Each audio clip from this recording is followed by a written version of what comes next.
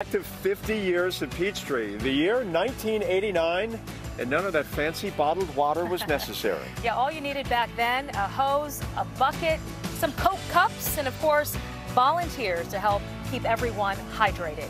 It is an incredible undertaking to pull off the ajc-Peachtree-road-race.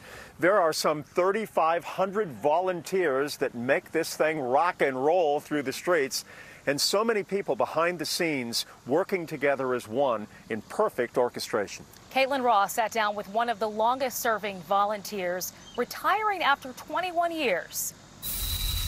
I'm old, I'm on Medicare, and so it's time for me to step down. Jack Abbott is blunt, but it's that get-it-done attitude that's allowed him to get it done at the ajc-Peachtree-road-race for more than 2 decades. Peachtree is monstrous. I don't think anybody can individually comprehend how much goes into making this happen. For 21 years, Abbott has arrived at the course at 1:30 in the morning to set it up. After making sure everything is perfect, he runs the race. When I first ran Peachtree in 1975, there were about 1,000 runners, very low key, very little fanfare, and here we are today. It's his 45th year running the race, and he loved it so much he knew he wanted to volunteer.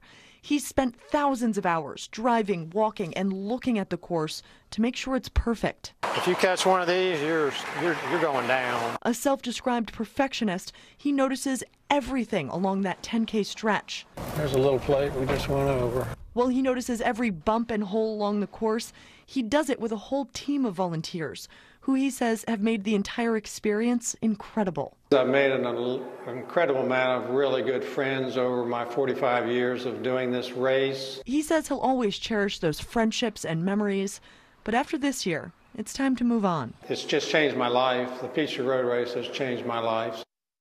Since the race is on July 4th, there's always been a strong connection with the men and women serving overseas.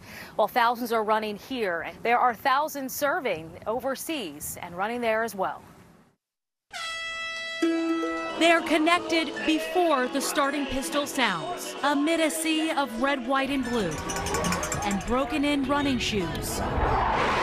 No better symbol of patriotism than the men and women who fight for our freedoms. 4,000 runners registering as veterans or active duty military for this year's Peachtree. They'll be pinning on a special Stars and Stripes race bib. It's cool for another race to just say thank you for our service. The Atlanta Track Club unveiling the commemorative design just last year. I'm grateful, and I'm grateful for all the other service people that are still out there. They're our heroes. Get out there.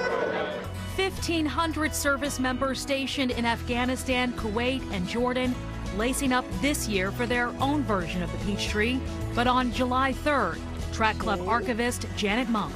This one's going to Camp of Rishon, and this one's going to Aliyah Salim, which is also in Kuwait. This one's going to Bagram. And in much hotter temperatures. One of my contacts, when I asked him what it was like running over there, and he said, get on a treadmill, have somebody throw sand in your face with the wind blowing and the oven set at 500 degrees.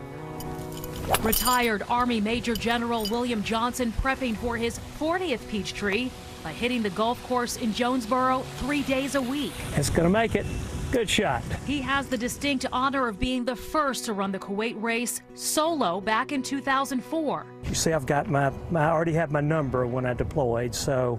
So you took the number that they gave you here in Atlanta and brought it with you? Yeah. To Kuwait? Yep. The following year, 1,000 U.S. military and coalition forces registered to run at Camp Arif John, the same base in Kuwait. William helping to stage it, firing the starting pistol, and running again. As you notice, we've strung it between a couple of big tank movers. That was the starting and the finishing line. This was kind of what we awarded to the winners, and that was the shirt and some happy soldiers who had just finished the run. For several years now, our troops in the Middle East have been able to see the coveted race t-shirt before any runner in Atlanta. The boxes of tees closely watched at club headquarters before being shipped out. The contracts that we sign between the Air Force and the Army, it says in their contract that they have to keep the shirts hidden.